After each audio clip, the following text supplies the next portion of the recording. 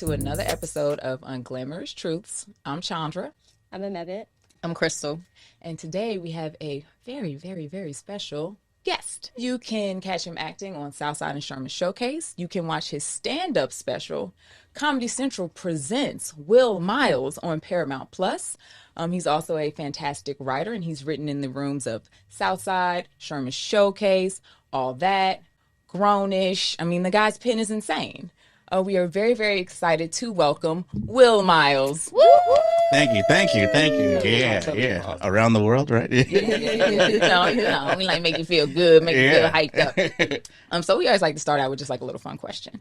So today the question is, if you could take anyone's career, you're not swapping, you're just taking it, anyone's career, who would it be?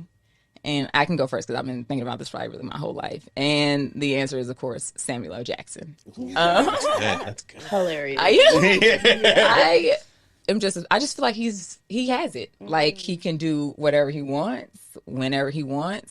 I feel like he just really doesn't give a fuck. Like, he says what he wants. Mm-hmm. Like, I just feel like he's cracked the code. Mm-hmm. I mean, he's very, very wealthy. Very wealthy. Yeah. Okay, he's always in Italy with large bags of Louis Vuitton. He could do silly stuff that we all laugh about and say is shit, but he always has integrity when he approaches it. He always does a good job, but then he also does Oscar worthy shit. So I don't know, I'm fucking with it. So this is colorblind. It's not a black person. I would say this is off the dome. Sandra Bullock. Ooh, and I'll tell you why. Yes. Sandra Bullock, first of all, I'm obsessed with her. I think that she's a bad bitch. I think that she can do it all. She does amazing comedy roles, action roles, speed. But then, my heart, one of my favorite films of hers, Miss Congeniality. I feel like she dominates. Like, she's always playing a woman trailblazing in a male space and doing it with some fun and some humor. And she's gorgeous, but she doesn't lead with that. It's like she can also really just play like with the boys, right? Excluding the role that won that Oscar with that adopted black blind side. I'm not trying to do that. And but she did hump up on Trevante Rhodes. Is that his last name? Trevante, whatever. I think from so. Moonlight, Mike Tyson, Handsome right? Self. That blind movie. There's certain roles I don't humping up on, and choices I don't. I ain't mad at her for that. But in general, her career, I think she's been able to transcend and do drama, comedy, and action, and be a movie star. That is and was one of the first women to do that. So she's black adjacent too. Her kid. Yeah, she got that child. I'm pausing to think about I'm not. Does she have black relatives? Yeah, I don't claim the personal life choices, but the career. Yeah. Mm-hmm. Y'all, my brain is so broken right now. Like, it's nothing. Girl, we're going to skip you. We just got to skip. It's fine. me. You want to switch careers with that tree? Larry Wilmore is the one. And I like Larry Wilmore's career a lot. He created Bernie Mac's show. He created Insecure. Those two alone, I'm like, that's dope that you created things that are so different. Culture pivoting. Yeah, and Blackish. I mean, or Grownish, he created Blackish. I don't think he has the creative credit, but we don't know the truth. He was in that room season 1, but I mean, Yeah. His name is on so much. And Quinta thanking him at the Emmys, I was like, yeah, that makes sense. Because when I met Quinta, I met her in Larry Wilmore's office because they were working on a pilot with Jermaine. And so I was just in there hanging out with him. I was like, damn, this dude is like... He's a quiet godfather. Yeah, right, yeah. He's definitely a quiet godfather. Also, so is Tyler Perry. Yeah. Which, after the slap at the Oscars, that's when I knew Tyler Perry was a quiet godfather, because he got up so quick and was in between that situation. I was like, what the fuck is Tyler Perry doing? Broker in Peace. And I was like, Tyler Perry is that dude. People listen to him. So, Will, I feel like you have had a cool kind of windy road into this career. Yeah. And so the job you had right before this was a teacher. Oh, yes. Yeah. I try to forget about it, but yeah. Really? Yeah, it wasn't what I was put on earth to do. And when you're in those jobs, you can feel it. You're like, okay, even if I'm like slightly good at this, like the kids like me, I don't think I was a good teacher, but I had them listening. So it was like, I'm not like a disciplinarian. Yeah. Yeah. So I was like fun, and I was young and black, and I was the only one of 3 like that at the school. So it was like, important they saw me as like, oh, this cool dude is like trying to make it in this other career. That's cool. And they follow me since. And What grade did you teach? I worked mostly in like the resource room. We used to call it special ed when we were kids. And then I just all grades, K through 8, really. But yeah. Thank you for educating me. We didn't call it special ed anymore. I like No, that. I know, Resource right? room. Yeah, resource room. I like that. And you went to Morehouse. Did you go for art history or? I went for art initially, and then art history was what took me away from the art major. Gotcha. I didn't like those classes. It was more, and well, they told me in the first year of the major classes, they're like, so artists make like $5,000 a year every year for the first like 10 years. I was like, oh, I can't do that. You don't want to be rich when you was dead. Right. Okay, so how did you get from art teaching to comedy? I knew I had to go to Morehouse because my dad went there, my brother went there, so that was always a thing. I was going to go to college, legacy, and it was just about picking what I wanted to do. And I my whole life I wanted to be an animator. I was like, oh, I can definitely draw. I've heard a lot of other quote unquote nerdy black dudes say it, but like I wanted to work for The Simpsons, and that was like my goal in life was to work for The Simpsons. So I was like, when I would draw it, I want to do a voice on it, I want to do everything for The Simpsons. And so that was just my goal going into high school. And then I even had like art jobs in high school and was doing shit that I thought was fun.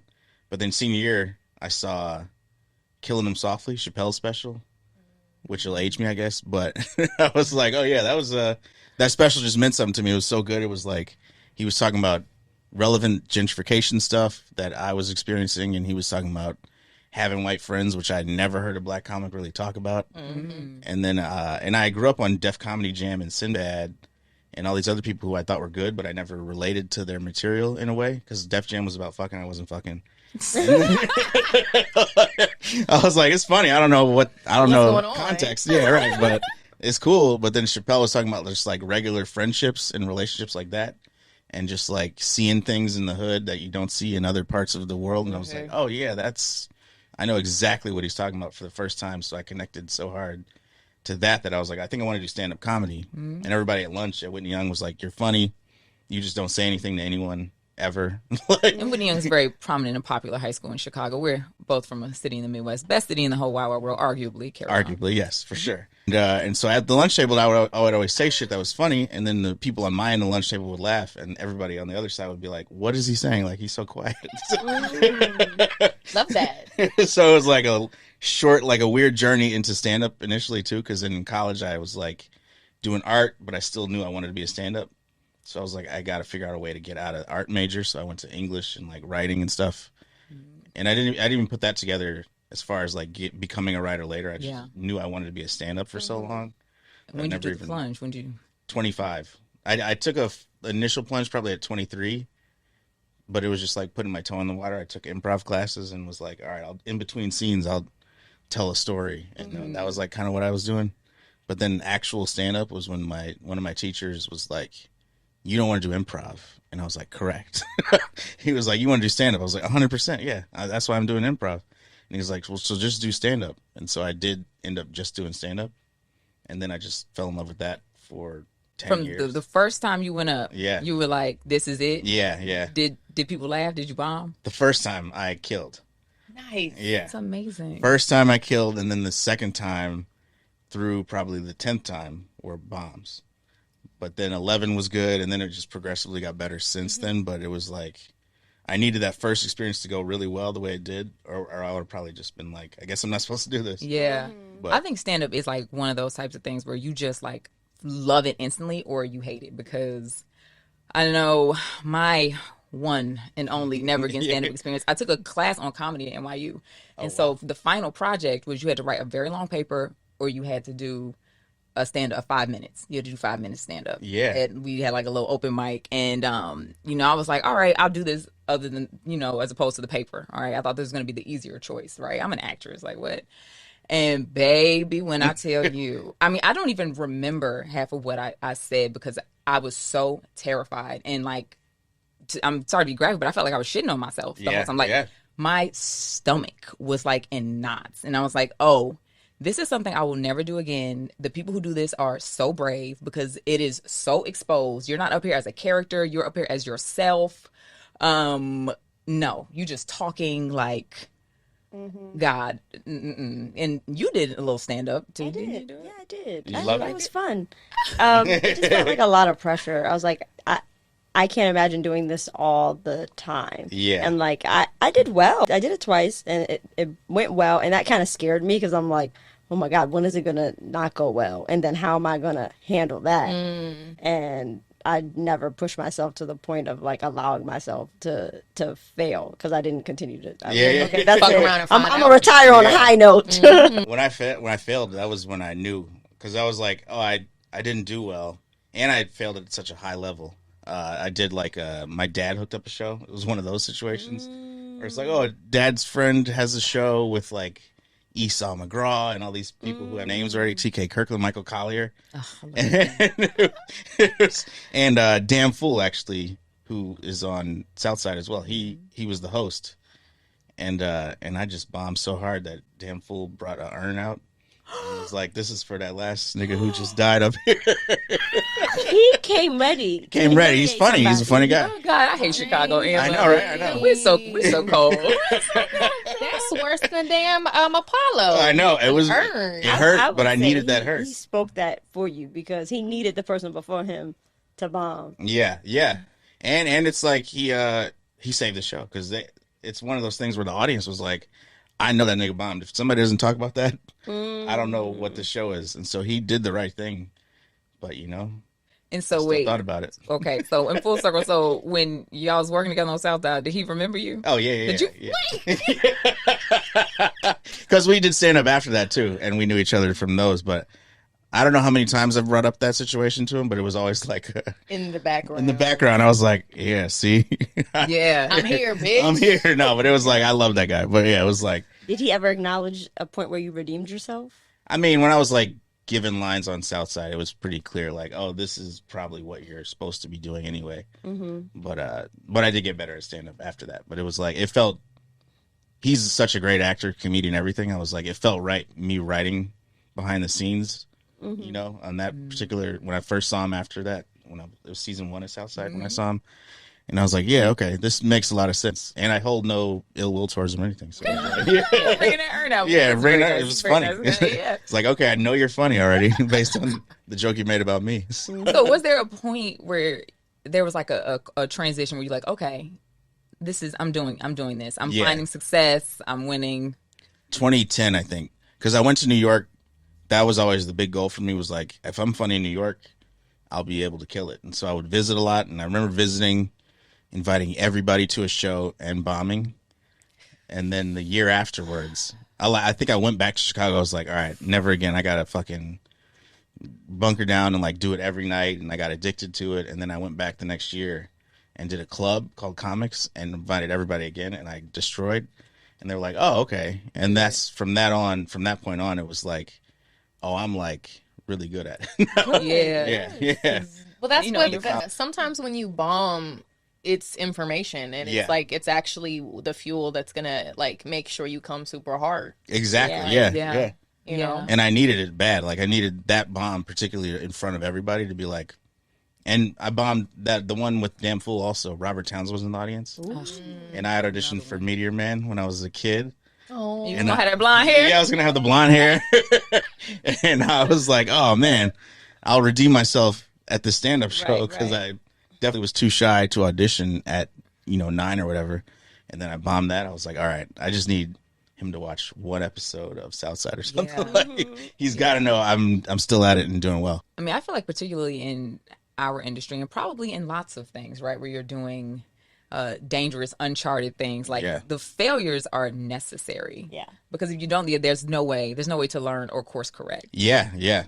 Which is like a hard thing to go into it knowing, like, I'm going to fall constantly. Yeah. right. And I don't know how long, Yeah, like, yeah. I might be fucking up for a long time. And then at some point, we're going to have a breakthrough. But I do Yeah. feel like that pressure, because you have to do it in public, it forces rapid growth. Hopefully, I mean, I hope. Yeah, I People hope- don't just yeah. keep bombing for 10 years, but who Oh, they knows? do. Some people do. Yeah. Yeah. But it's like, but I do feel like in other industries you can bomb, but you can like keep it as a private shame and then not grow because you're not being held accountable by being public. You know, it's like you could be a writer and write a novel. You could be a novelist and be like, sitting on a terrible book for 20 years and be like, damn, I'm not going to get back out there and try again. Mm-hmm. Yep. And anything in the theater is immediate. Yeah. You know, like your feedback comes promptly. Like right after whatever you just said. Like, it's like, you know if it hit or if it didn't hit. If they don't laugh, that's like a blow. It's a body blow. Did you want to be in a writer's room?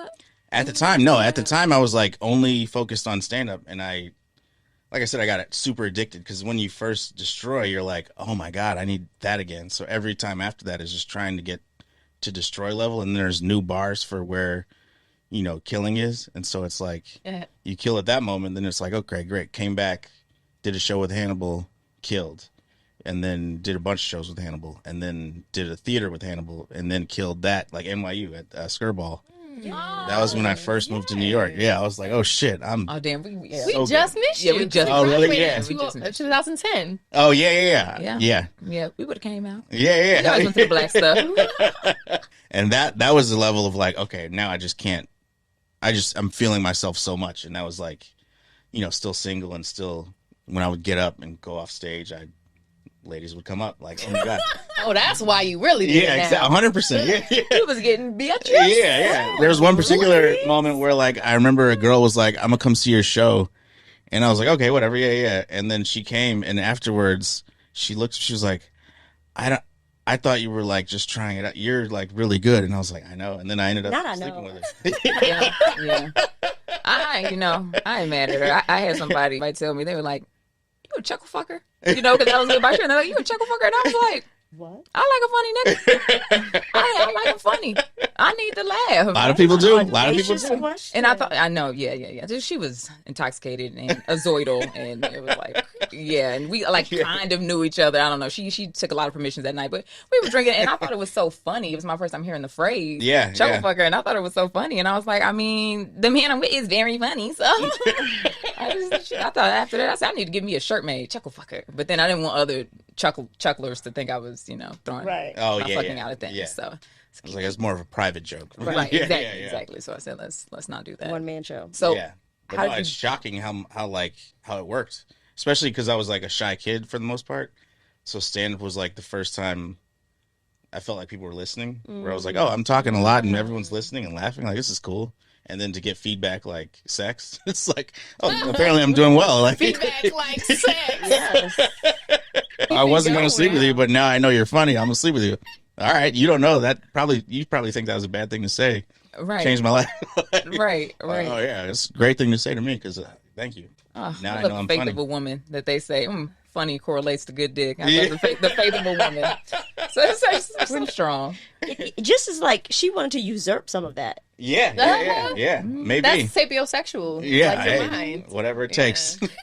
Whatever it is, babe. Yeah. Chakras outline them. Come on. All aligned to me being like, I like this. And he do be wearing them crystals and stuff. He be wearing them little special little beads and stuff. Like I'm full of crystals right now. Yeah, but whatever. That was a turning point. And then through stand up in New York, like after that, I just felt like I was really killing. And then I did a show with Chris Gethard, and he was like, "You should start writing too. You want to write this packet for my show?" And I was like, "Oh yeah, for sure." Well, first he saw me do stand up and was like, "You should be a writer. Here, do you want to come do a guest week on the show, like writing for like as a guest week?" Because my boy Gary Richardson had to leave or something for a week, and he needed a writer.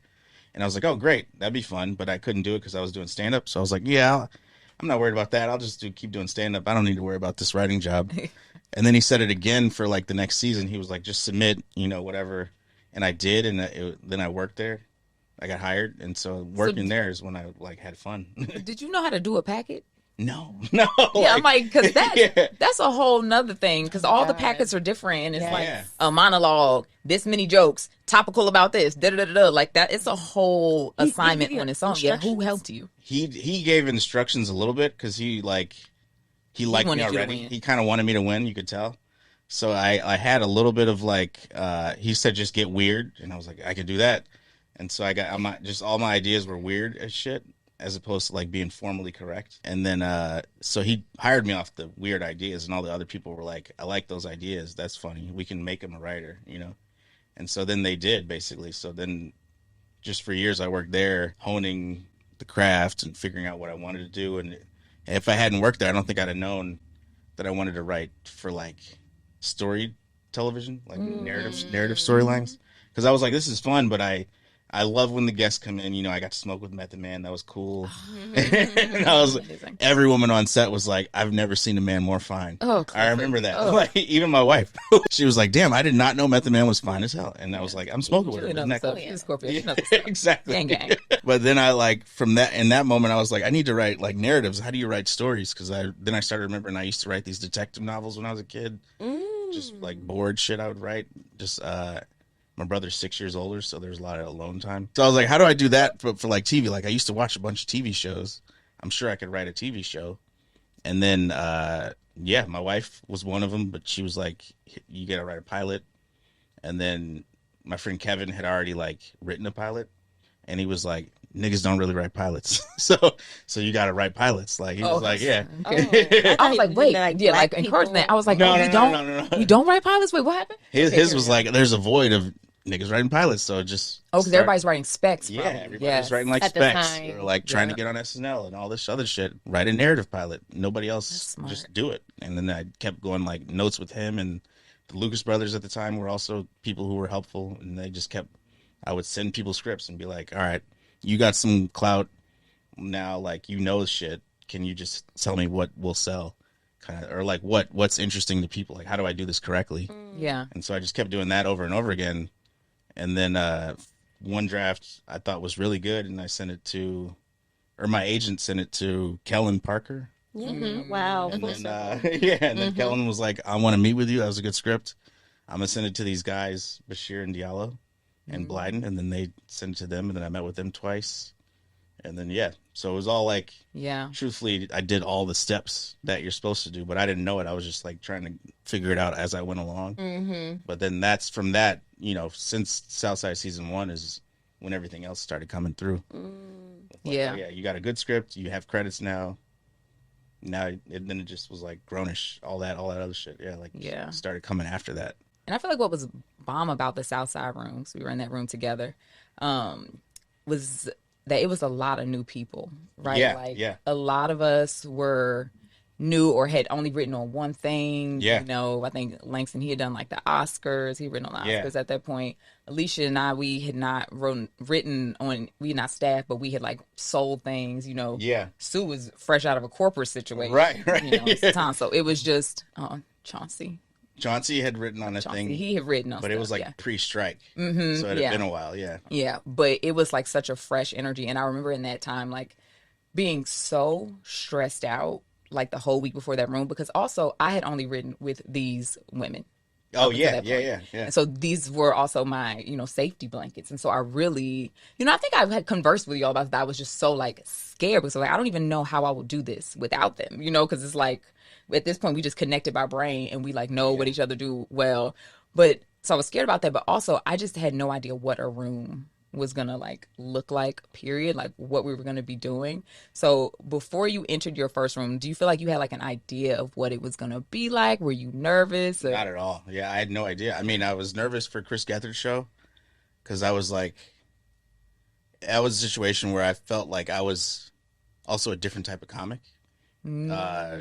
Through learning the show and learning everything, we're all kind of similar comics. We all just have different ways of being the comedian. But he was very mental health, a lot of talk about mental health on his stand-up shows. And then my other friend, Joe Firestone, she was a writer there too. And she was one of the only people I knew ahead of time. And so I was like, all right, I know Joe's style. She's got like weird jokes and like I love it. It's very funny, but I feel like it's so different than me. So I was like, oh man, I'm coming in here like straight club comic, like, Yeah. trying to be, among the Brooklyn weird kids. But I did end up fitting right in. But that was what I was nervous about. I was like, oh man, it's like, oh yeah, I was weird my whole life. I don't know why I thought I was all of a sudden gonna be Chris Rock in this room. Like, it's like, no, I'm a weirdo. I should be here. Yeah. But it took that, like, I had to get over that initial bump of like, no, I'm too normal for this room. But Yeah. We talk about that all the time of like how you felt weird where you were before and then like you get into the arts and you're like, oh, look at this weird bitch. yeah. It's just a bunch of us we're all weird. This little weird bitch.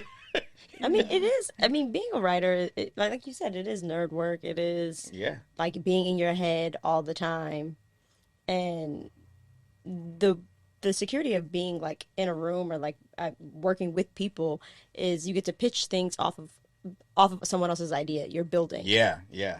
and you're making each other's ideas better versus And sitting in a room by yourself writing a pilot. Like pilots are so hard because you're by yourself. Yep. yeah. Yep. And that was what I loved the most though, was I didn't know I was a collaborator, but then Mm. like stand up is so personal and private that you're doing all that and you're like, this is fun, but I'll know it's fun tomorrow night or something, you know. But Mm-hmm. in the writer's room, jokes just popping off and everybody's laughing. It's like, oh, this is great. We do this for 6 hours a day. All right. Right. Yeah, like this is fun. Right. All right. Yeah. It's funny shit. Yeah. It's so good when a room is good because Yeah. also some rooms Yes. it's darkness. It's a very very negative, situation. You We've want all to been go there. you want to go home every day. You're like, Yeah. ooh, good God, what time is this? Is this room? But when it's like popping, it is like so beautiful and everyone is just like flowing. Now, I want to go back to stand up for a minute because for Yeah. a time, Will Miles, you had put the mic down. I feel like I'm on Jerry Springer. I know, right? Put the mic down. But I do remember, like, was that maybe we were in the room? Was that even season 3 or was season 2? Season where you were 2 just like and 3 a little not bit, yeah. doing stand up and you're like, I'm just not really feeling it. Yeah, I wasn't. I mean, only recently have I picked it back up, and obviously, not obviously, but tragedy had happened for me to pick it up. But I was like, I put it down just because I was like enjoying the writer's room so much, and I kept moving from room to room. There was like a stretch where I just had it really nice, and I sure fucking did. it Oh, was, the jealousy right? Like, in my heart. That boy, he was popping, dog. yeah, room to room to room, and then Well like, earned. but then I like, there's something happened on Grownish where, I mean, people there know I didn't enjoy it, but it was like I had a decent time. But Southside is family, and when you leave family, you have to come back to be like, I missed y'all. Like, Yeah. So that was that situation where it also coincided with like a close friend dying right before that room. So I just was all over the place. But during that room, we would go late too. So we would go to like 11.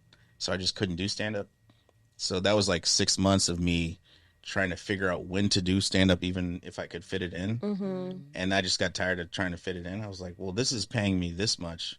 Stand up Right. is paying me almost nothing. Yeah. I was like, I gotta focus on and I was getting married. I was like, I gotta focus on the thing that's gonna bring money home or whatever. So from that perspective, I just enjoyed it, and then I started to enjoy like 8 p.m., which I never had before, because for 10 years before that, it was all about stand up. So I never knew what it was like to be home watching TV at 8 p.m. I love that. I found 8 p.m. 8 p.m. is nice. It's like, oh man, that's a good. Yeah. That's why they put shows on at 8 p.m. It's like, yeah, because you can just sit there.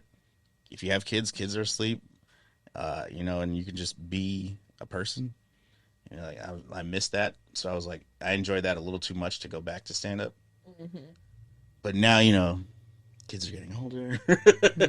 3 is when it's like interesting. I don't know. And then my father passed recently, so I feel like I'm in therapy for it, like a lot of it. So I'm also learning more about myself. Yes. And so I'm like, oh man, I think I got things to say again. Like boxing, I'm like, Yeah, because stand up Noticing is shit. like therapy in a It bit. is, You yeah. get some shit off. yeah. And I use it as therapy for years, but I didn't know it. I mean, it is very similar. Yeah. In therapy, you're talking to someone and they're not engaging in a way that they're also relating because it's literally supposed to be this one-way street. Yeah. And stand up is a one-way street. It's not a This is dialogue. my Yep. show. Yeah, yeah. And so everything. That's why Get some people. shit off. Yeah.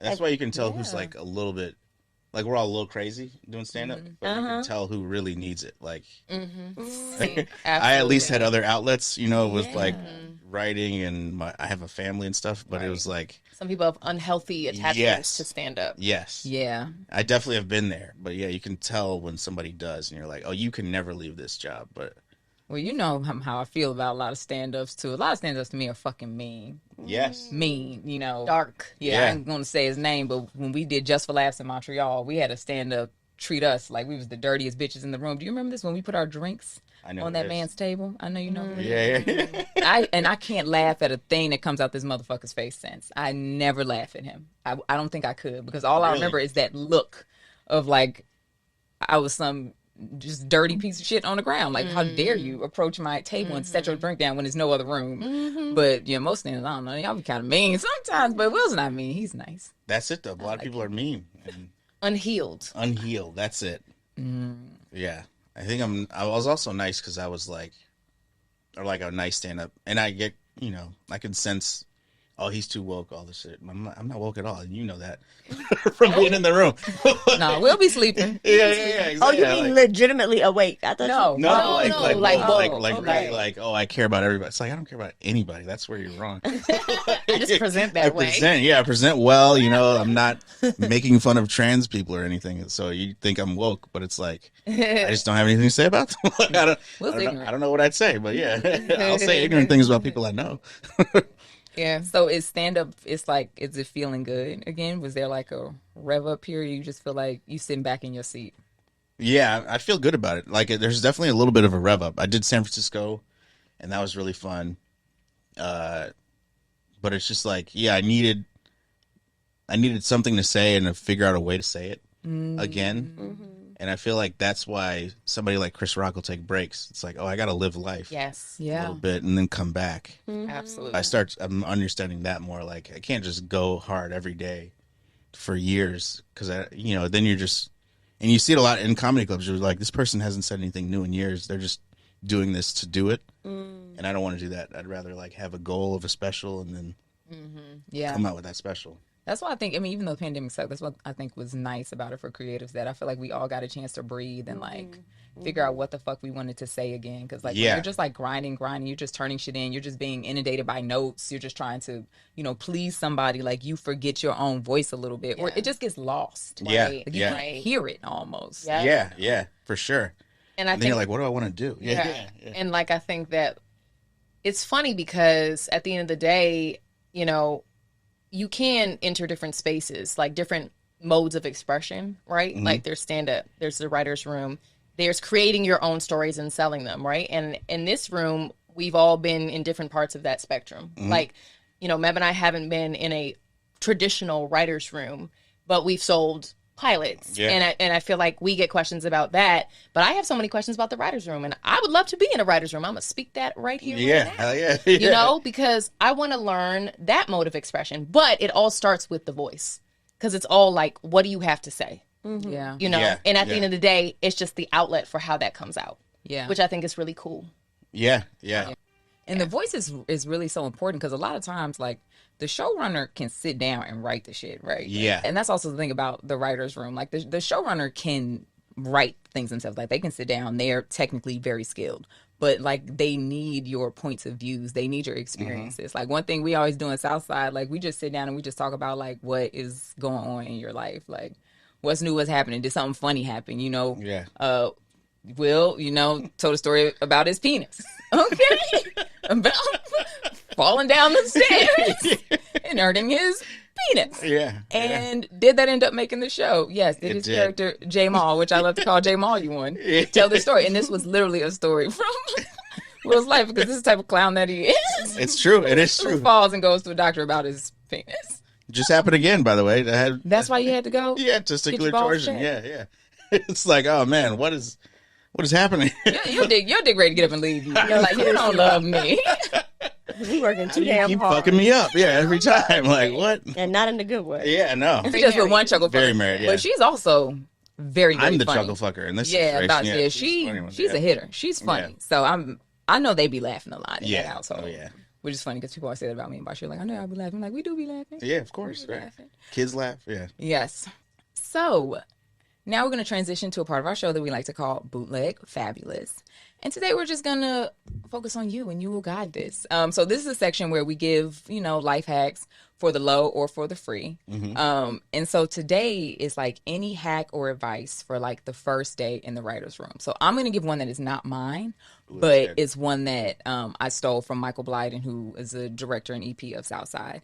And he didn't tell me this, but he told the writer assistants this, about how much to talk in the room, right? Like, particularly if you're an assistant or if it's like day one, because that's tricky, right? Like, do I just come in guns a-blazing or do I sit back? You know, and he tells this thing to assistants like, talk as much as the quietest writer in the room. So that way, as an assistant, as a writer's assistant, you're never like, you know, over talking a writer, but you're getting your moments off.